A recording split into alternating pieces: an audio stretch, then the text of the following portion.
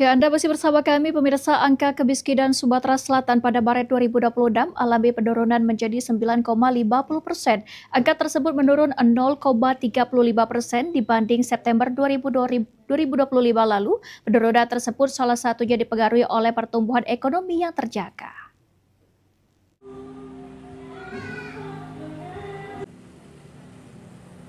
Angka kemiskinan Sumatera Selatan kembali alami penurunan berdasarkan data BPS Provinsi Sumatera Selatan. Hingga Maret 2026, angka kemiskinan Sumatera Selatan turun menjadi 9,50% atau sebanyak 28,3 ribu penduduk Sumsel berhasil keluar dari garis kemiskinan. Dari sebelumnya pada September 2025 berada di angka 9,85%.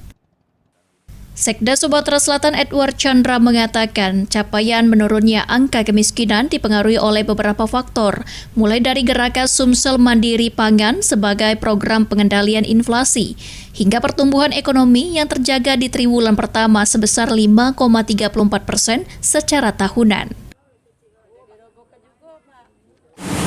Sumber ini artinya dana pada signifikan dari program yang dilaksanakan oleh pemerintah Provinsi Sumatera Selatan. Kondisinya dirasakan oleh masyarakat sampai kelas bawah. Kemiskinannya saat ini di daerah apa aja sih Pak? Ya, kemiskinan kan yang paling tinggi kemarin di Musirawas Utara ya. Sementara jumlah penduduk miskin Sumsel saat ini tercatat menjadi 869,97 ribu orang atau berkurang 28,3 ribu orang dari September 2025 lalu. Jumlah penduduk miskin di perkotaan 297,24 ribu orang dan penduduk miskin 572,73 ribu orang.